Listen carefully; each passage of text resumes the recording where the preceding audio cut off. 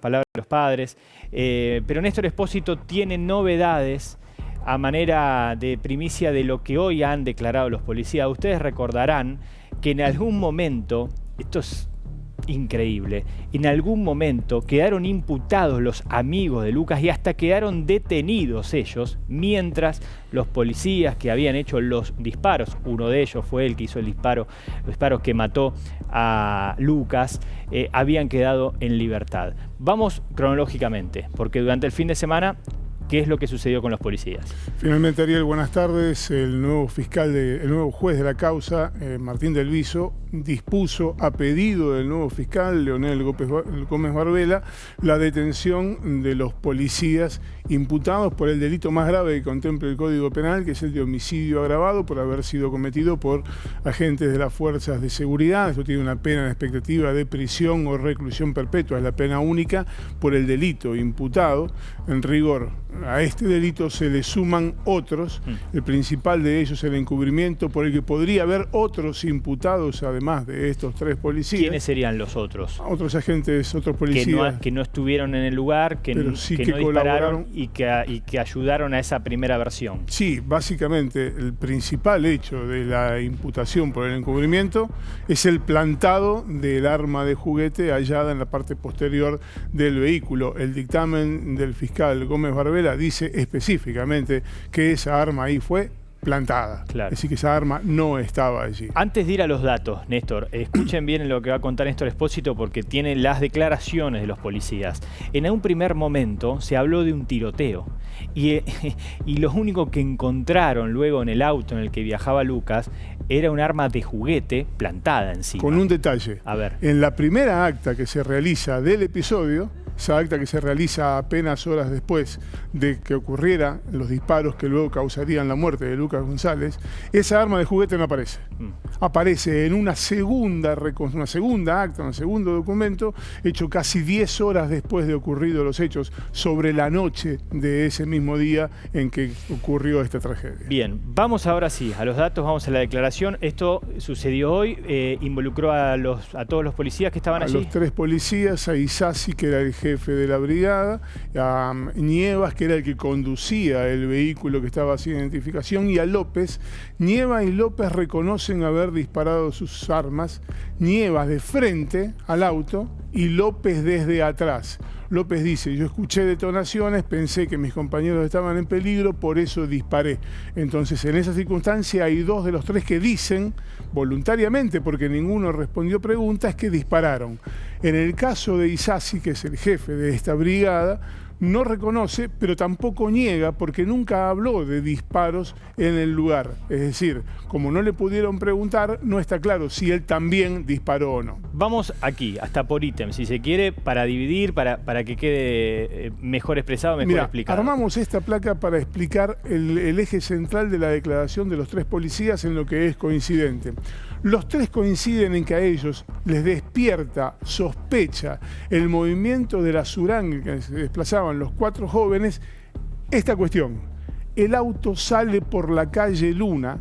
La calle Luna es la que da en la periferia de la villa 21-24 y según lo que declaran los policías, esa es la vía más transitada para quienes van a la villa 21-24 a comprar o que salen para vender drogas desde ahí, como los que habitualmente van a la cancha, al entrenamiento en Barraca Central.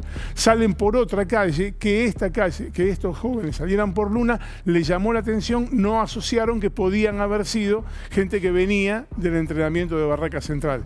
Es la versión que dan. Hay que entender que en una declaración indagatoria los imputados pueden mentir, pueden decir que fueron abducidos por un ovni y que ese ovni los llevó hacia el lugar. Y fundamentalmente pueden armar su relato. Sí, claro, básicamente. Vamos a un segundo ítem.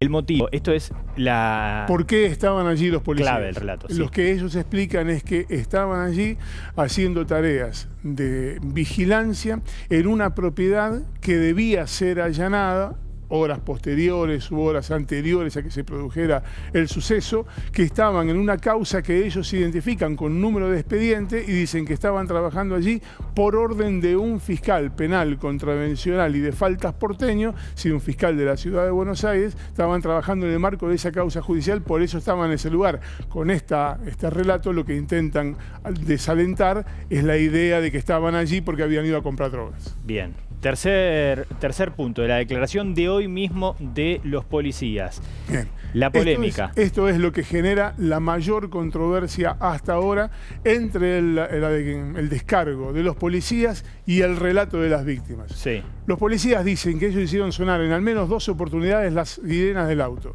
que no pusieron lo que se llama la licuadora, la luz portátil, porque no les funcionaba, porque el gobierno de la ciudad, la fuerza, no les había provisto una que funcionara. No tenían una licuadora que funcionara. Recordemos que es obligatoria la identificación de los policías, más allá de que estén vestidos de civil. Dicen que cuando bajaron, y bajaron los 3, dieron la voz de alto.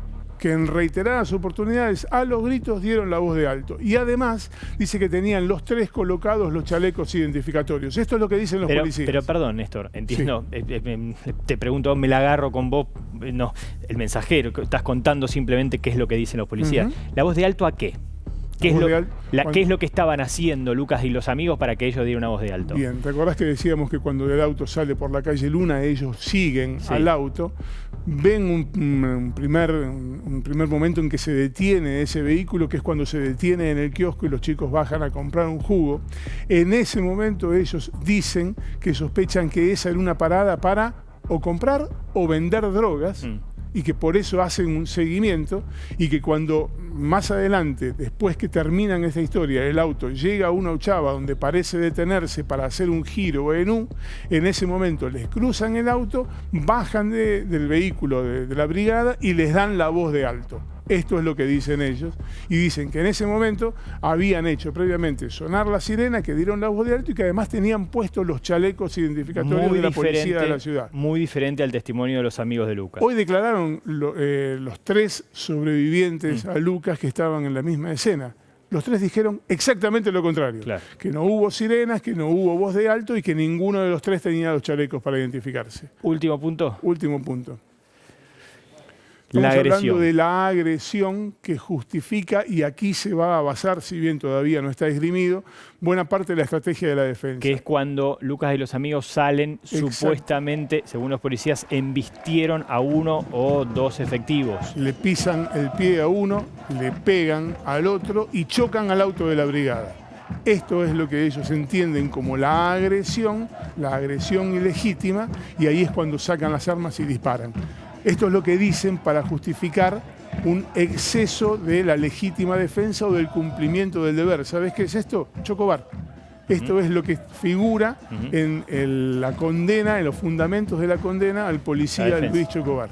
Esto es lo que dice. Nosotros estábamos en el lugar, estábamos en tarea de prevención, les dimos la voz de alto, arrancaron con el auto, le pisaron el pie a uno de los policías, presionaron al otro, chocaron el auto. Esto es lo que pasó, porque justifica que ellos hubieran sacado las armas para disparar. Sí, aún así justifica absolutamente nada. Nada. Porque después de todo ese relato, decir que se justifican tiros a matar, tiras a la cabeza de quienes se iban... No había armas por parte de los jóvenes. Imposible la primera versión de tiroteo, por eso te decía. No había drogas, es decir, que no había ninguna conducta que justificara la comisión de un delito. No hallaron drogas ni en el auto, ni en la periferia, y nadie habló de drogas. Están buscando testigos para demostrar que no había chalecos. En rigor, los que tienen que demostrar que había chalecos son los acusados. Tienen que demostrar que tenían los chalecos puestos, porque este es el relato en que coincidente de toda la acusación. Y en rigor lo que estamos hablando es de una estrategia de defensa para mejorar una situación de 3 policías que hoy están acusados del delito más grave que contempla el Código Penal. Volvemos.